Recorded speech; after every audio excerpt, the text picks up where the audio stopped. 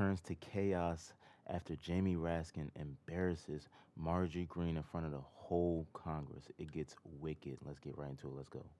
To deny or infringe upon the due process rights of a person subject to the provisions of this act. It's so simple.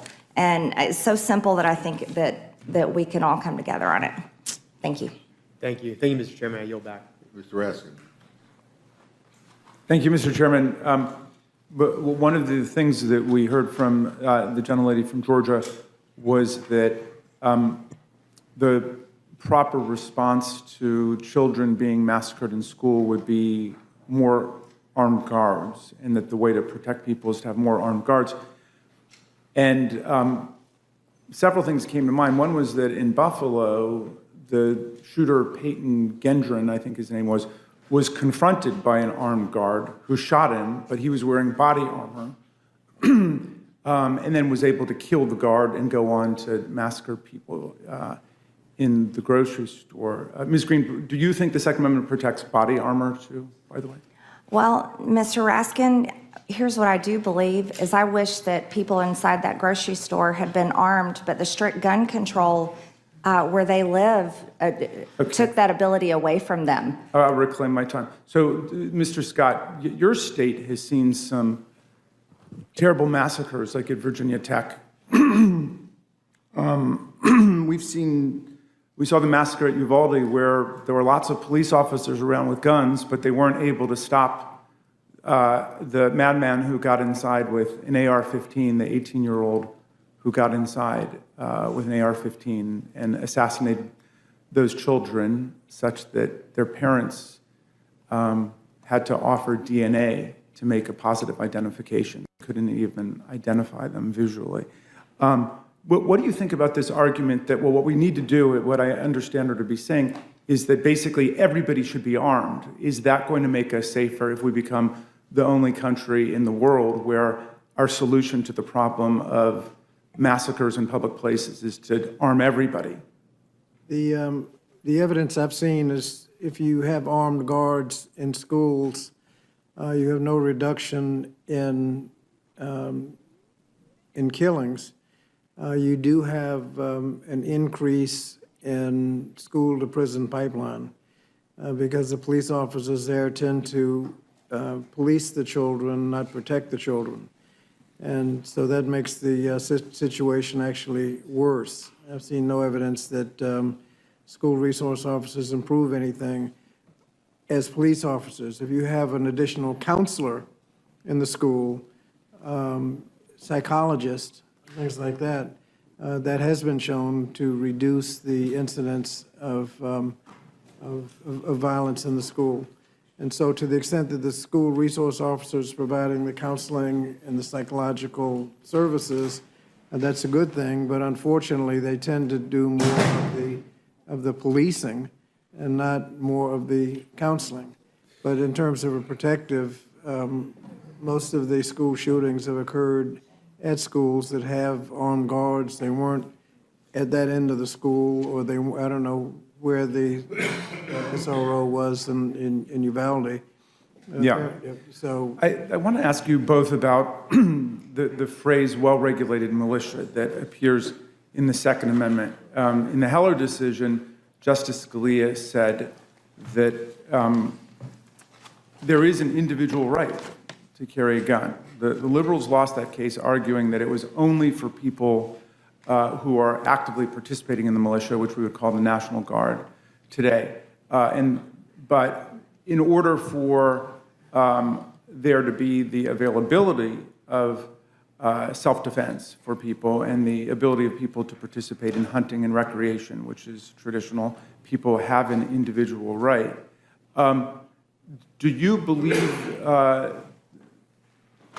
Mr. Scott, that the Second Amendment gives people the right to be in private armed militias against the government, or do you believe that a well-regulated militia means that the government, and specifically Congress in Article 1, Section 8, has the power to regulate the militia? well, I think what was thought of back then was something akin to the National Guard. The state has a well-regulated militia And those words are in the Constitution. It also talks to the people's right, which tends to suggest a collective right, not a person's right to bear arms.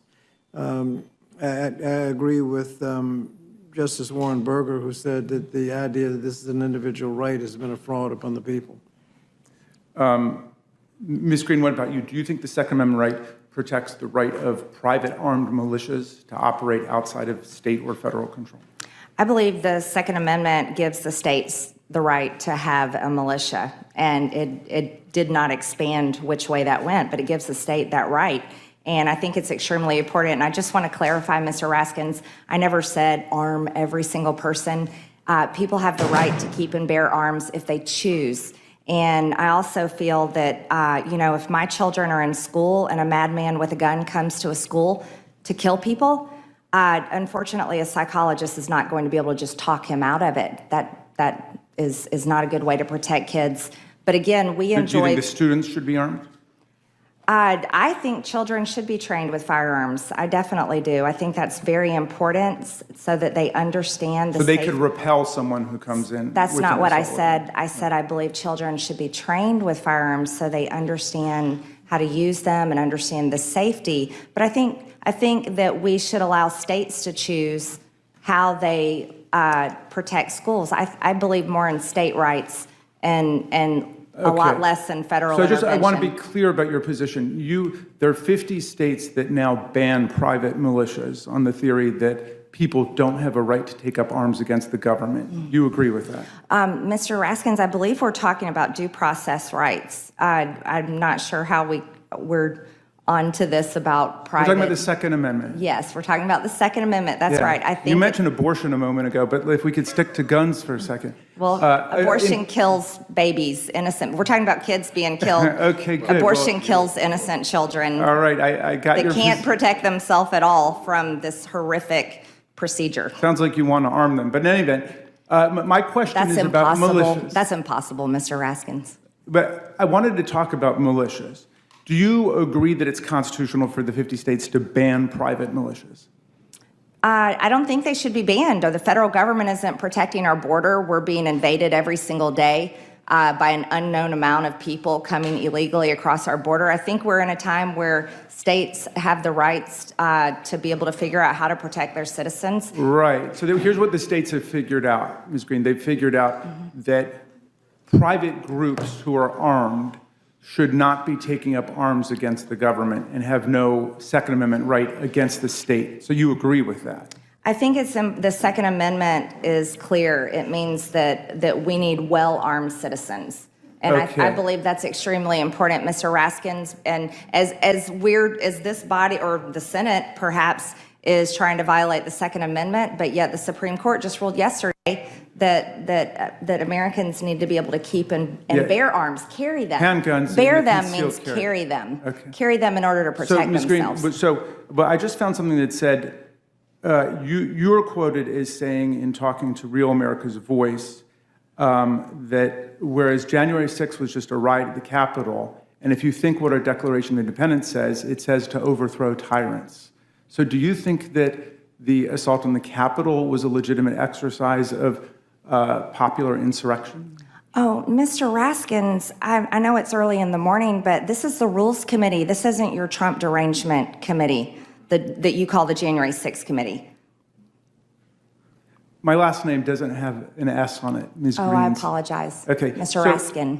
Okay, you've been talking about the Second Amendment. You came here to talk to us about the Second Amendment, right? I'm here to talk And so- about due process rights and protecting Americans' Okay. due process rights. All yes. right, so I just want to be clear. You've been quoted at least as saying that the January 6th riot at the Capitol was in the spirit of the Declaration of Independence, which says you can overthrow tyrants. You've also testified that people have a right to carry guns, presumably wherever they want to go.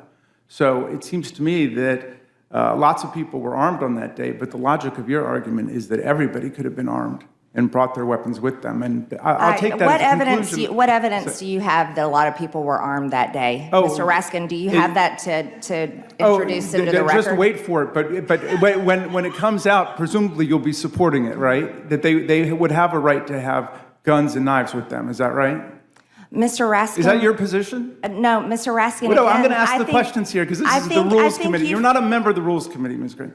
Are you? I'm a Are you a witness. member of the Rules Committee? I'm a witness here at the Rules Okay, so I'm Committee asking, let me just ask you a that question. is talking about due process rights, not your lies about January 6th, about President Trump and others. Okay, I never mentioned him. You've brought him up. All right, I think your position has become clear.